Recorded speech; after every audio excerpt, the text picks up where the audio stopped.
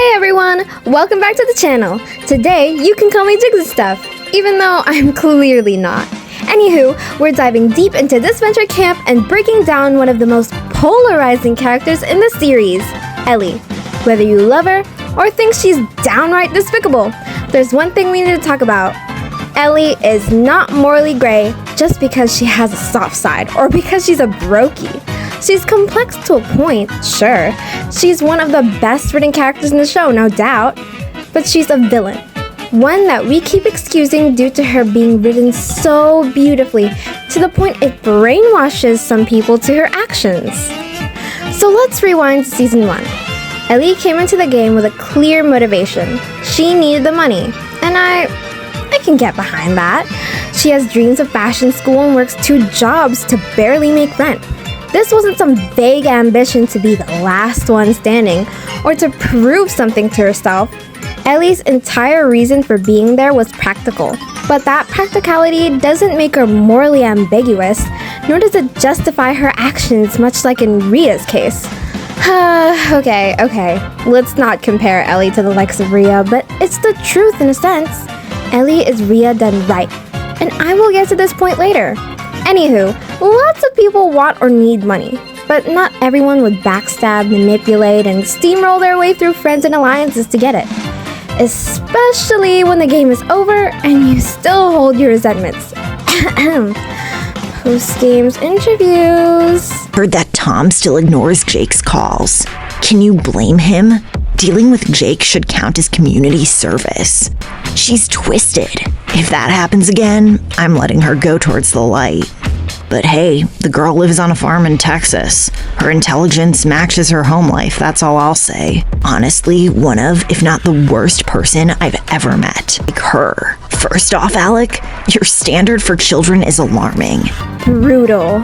She argues that she only dragged everyone's name through the mud because she needed the money. Who's falling for this? You've just played season 1 of a reality show which will soon be hosted by the daughter of Chris McLean. Let's presume season 1 wasn't as big as season 2. Even when season 2 begins, people would rematch season 1 and see your struggle. Ellie, you could be an influencer. You could become a celebrity. But no, you instead resort to interviews for a quick cash grab. Now, does that need for money make Ellie complex? To a degree, yes.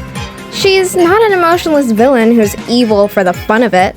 Ellie is driven by very human needs, but that drive doesn't excuse her actions or make her less of a villain. She's still willing to throw people under the bus to get what she wants, and she doesn't lose any sleep over it. She's calculated, ruthless, and unapologetic. And that's where the line between complex and morally gray comes into play. Ellie might have a softer side, like her bond with Gabby, but that one relationship doesn't redeem her.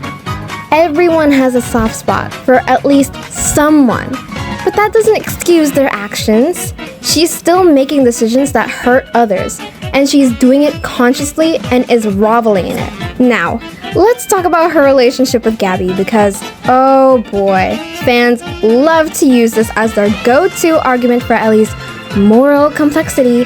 And yes, Ellie's connection with Gabby is genuine. Gabby represents a piece of Ellie that we don't usually see, a side that's loyal, even caring. But here's the thing, being kind to one person doesn't make you morally ambiguous.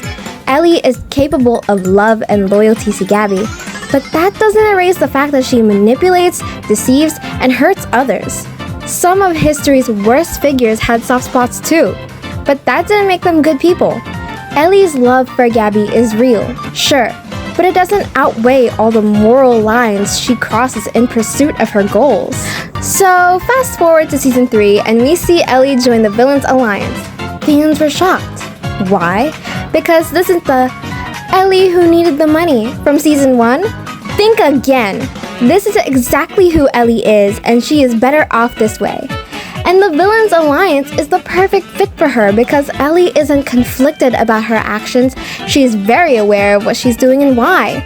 She doesn't see herself as evil or misguided. She sees herself as someone who's doing what needs to be done to get what she wants.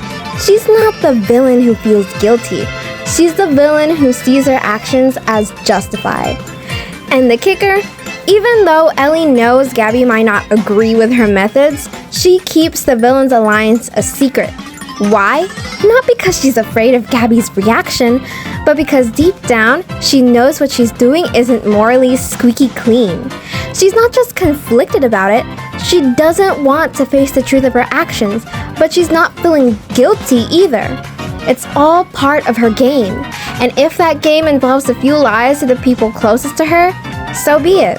Now, let's talk about that moment in episode 6 where Ellie encourages Tom and Aiden to kiss just to mess with Jake. This move had fans reeling. Ellie isn't doing this to advance her game or secure her place. She's doing it purely to mess with Jake, and we will soon get to him for a brief moment because that in itself can be its own video.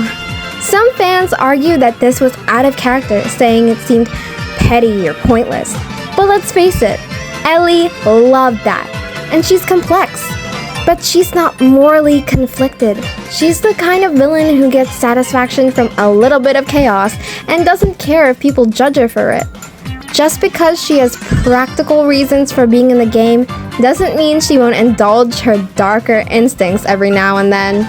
Now, for my final point. I'm going to make this a quick one.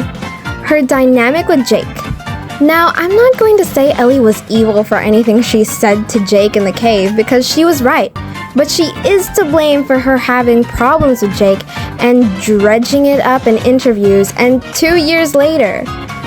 After all, she's the one who made Jake and Tom break up. But again, that, to be honest, is Jake's own fault. That dynamic is a complex one, so I don't really want to dive into it, but I will summarize my thoughts about it. That entire thing Jake genuinely did to himself out of his own insecurity and self-sabotage. Yet, Ellie is to blame as well, and she should have at least harbored some guilt. So, to wrap it up, here's the truth about Ellie.